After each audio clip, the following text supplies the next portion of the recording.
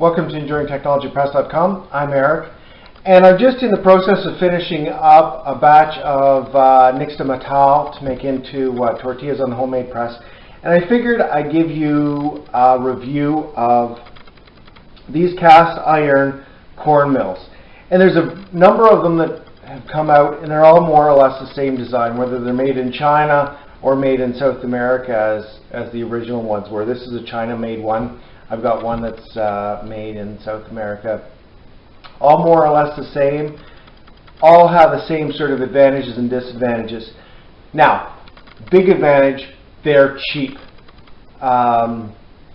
This one I think was about $20 when I bought it a dozen years ago. I looked on Amazon. They're running about 25 bucks. You can purchase ones that go all the way up to 50 or even more. Really, I don't think you're going to see any benefit by going to those higher priced ones. I've looked at them. There's not a big difference in how they're built or how they'll function. Now, the big thing here is what your expectations are.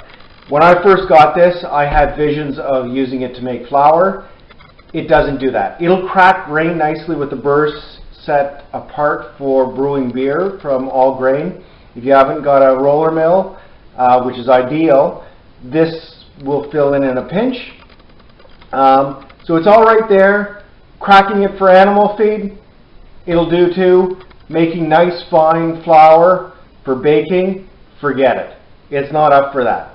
But what it really excels at is what it's built for, and that's taking corn and making nixtamal. And if you haven't had fresh tortillas or other baking with fresh nixtamal from your own corn, you're really missing out. For an investment of under 30 bucks, this is the way to go. It's pretty fast with that. The reason that it's not going to excel with producing flour is the burrs are set too rough apart. That's not a big deal. One of the other things you're going to notice is these have a pin at the front, a cotter pin. That's not a great way to go. As this pushes forward, all of the pressure is on that pin. That pin is going to bend. Get a bolt, put that in there, and that'll firm things up, and you'll have a lot less worries, frustration as you grind. You look at the burrs here, they're significantly wider gap. That explains why they process so quickly and make such a nice corn masa, but don't give you a good flour. Now, if you want flour, I'd say go buy a proper flour mill or build one like the Homestead Grain Mill that you can get the plans on the EnduringTechnologyPress.com website. If you look at the burrs on this, compare them with these ones, you'll see a fundamental difference.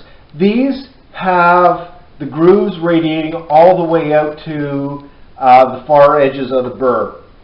You can't get a very fine product that way.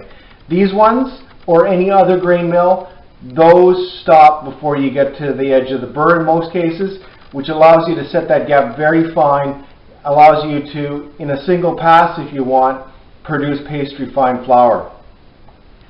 All things considered though, this is a fast, easy way. I've got a couple of these. Love them. 20, 25 bucks. You can't go wrong. Treat yourself to some homemade tortillas using corn that you process at home. It's fast, it's easy. Family and kids will love it, and you'll have a blast too. So for more on the mill, including pictures of it disassembled, the conversion, what you need to do at the front end to ensure that you don't have any frustrations with that forward burr moving, go to the show notes below, and you'll go to the EnduringTechnologyPress.com website. Thanks.